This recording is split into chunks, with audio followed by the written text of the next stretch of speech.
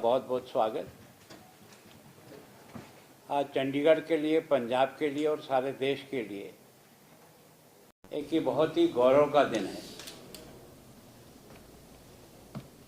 कि Asian relay championship हमको मिली और उसका जो विधिवत कार्यक्रम होता है कि जहां एशियन ख़त्म होती है वहां से अगले चैंपियनशिप जहां होती है उनको वो जो है झंडा जो है वो सुपुर्द करते हैं। तो अब एक तरह से हमको एक अधिकृत रूप से इस झंडे के साथ ही ये जिम्मेदारी हमको मिल गई कि अगली एशियन रिले चैंपियनशिप चंडीगढ़ में मई के महीने में आयोजित होगी। तो ये हम सब के लिए बहुत प्रसन्नता का विषय है कि लगभग 37 वर्ष बाद 89 में हमारे यहाँ एशियन चैंपियनशिप हुई, उसके बाद हमको यह मिली है। तो मैं सोचता हूँ कि ये हमारे लिए बहुत ही सम्मान का और खेल की दृष्टि से चंडीगढ़ दुनिया के मानचित्र पर उभरे उसका एक अवसर हमको प्राप्त हुआ है।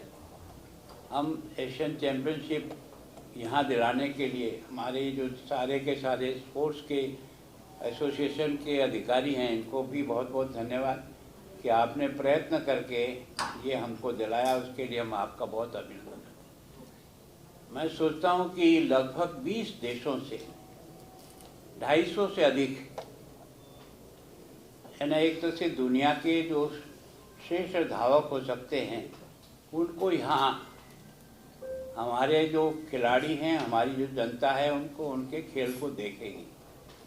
और मैं सोचता हूँ कि भविष्य के बच्चों को तैयार करने के लिए ऐसे आयोजन बहुत प्रेरणा देते हैं, उनको उत्साह देते हैं, आगे बढ़ने का मौका देते हैं। और जैसा कि भारत में ओलंपिक 2036 में होने वाला है, तो मैं सोचता हूँ उस दृष्टि से भारत और भारत के सारे के स्पोर्ट्स के लोग अपने आप को वेल इक्विप करें, उसके लिए एटमॉस्फेयर बनाने की दृष्टि से भी ये जो हमको प्रतियोगिता मिली है ये बहुत ही लाभकारी है हमारे को और हमारे बच्चों को भी। और विशेष करके चंडीगढ़ और हरियाणा और पंजाब को तो एक स्वर्णिम अवसर मिला है कि हमारी प्रतिभाओं को हम उस प्रतियोगिता के लिए तैयार भी करें। केवल हम खेल का आयोजन ही नहीं करें तो हमारे बच्चों का भी परफॉर्मेंस अच्छा बने, ये भी हमारी जिम्मेदारी है। क्योंकि हमारे यहाँ होगा और हम बिल्कुल खाली हाथ रहेंगे तो हमको लगेगा कि हमारी कमजोरी रही है। कोशिश करेंगे कि हम उसमें अच्छी तरह से पंजाब, हरियाणा और चंडीगढ़ तीनों मिलकर के कोई न कोई अपना परफॉर्मेंस इस तरह से करे कि हमको एशियन चैंपियनशिप के साथ साथ ओलंपिक चैंपियनशिप के लिए भी हमारे बच्चों को तैयार करके उस दिशा में भेजने के लिए हमको एक अवसर मिलेगा। तो मैं सोचता हूँ इस प्रतियोगिता को सफलतापूर्वक करने के लिए जिस प्रकार की उन्होंने हमारे साथ डिमांड रखी है, जो हमारा सेक्टर 7 का जो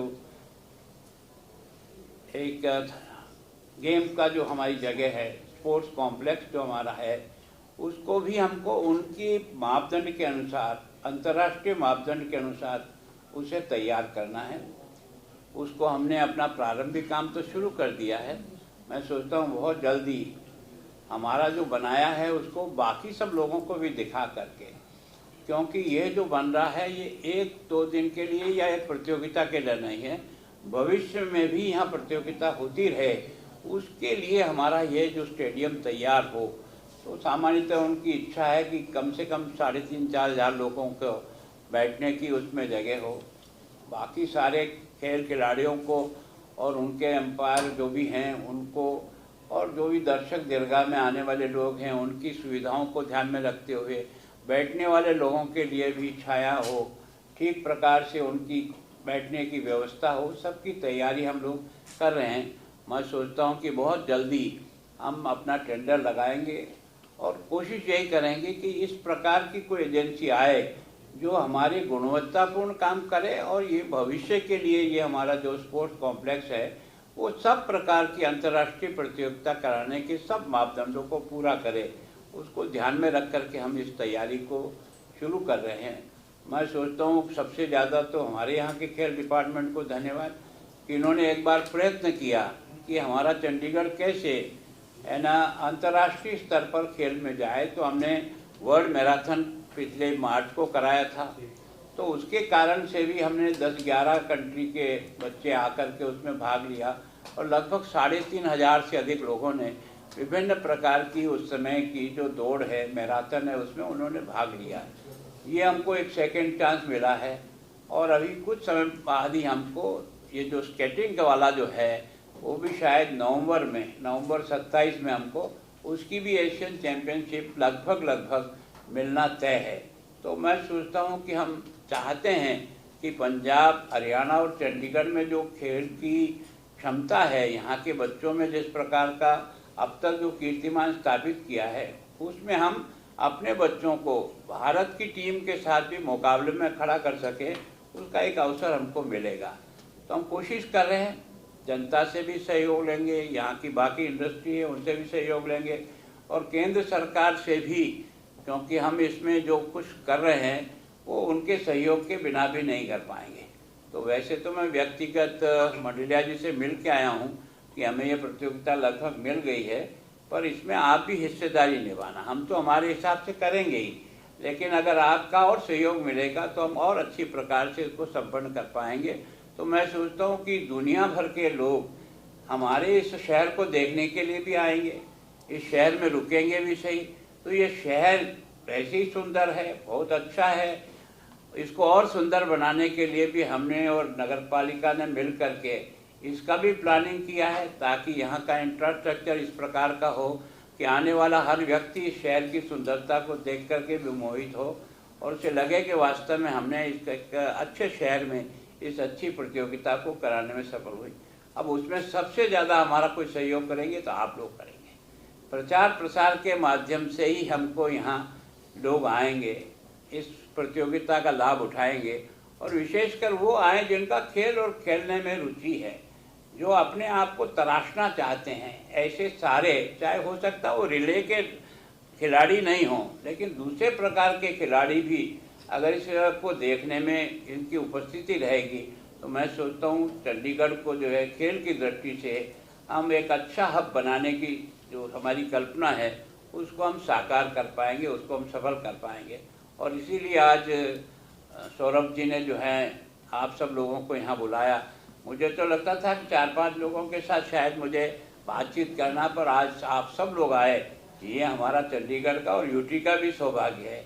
और मेरा सौभाग्य इसलिए है कि मैं पिछली बार बुधवार के दिन यहाँ नहीं था, तो मुझे पब्लिक हियरिंग मेरी रह गई थी, तो मैंने आज पब्लिक हियरिंग को आज की और आप सब लोगों से मुलाकात भी हो गई। और आज सबसे बड़ी तो ये जो हमारे साथ एसोसिएशन के हैं ये तो मुझे फ़ोन से बता दिया था कि हमको चाइना से है ना इस प्रतियोगिता का झंडा जो है ना सुपुर्द कर दिया है। इसका मतलब ये झंडा ही नहीं सुपुर्द किया, सारी जिम्मेदारी हमको सुपुर्द कर दी है। अब उसको सफलता से अच्छा करना और आगे वाले को ये झंडा समर्पित करना, हम इस कार्यक्रम को अच्छे ढंग से कर सके तो हमारा नाम होगा, देश का नाम होगा और एक तरह से हमारे बच्चों को आगे बढ़ने का एक रास्ता मिलेगा। आप सबका एक बार मैं अपनी ओर से बहुत बहुत स्वागत और अभिनंदन करता हूँ। भगवान का नाम और ध्यान घर में रहेगा हर वक्त। सकारात्मक प्रभाव वेदाक्ष धूप बत्ती से। वेदाक्ष ज्योतिष सेवा संस्थान द्वारा अभिमंत्रित धूप बत्ती रोज, मोगरा और बेलपत्र की महक से लक्ष्मी का होगा वास। वेदाक्ष धूप बत्ती।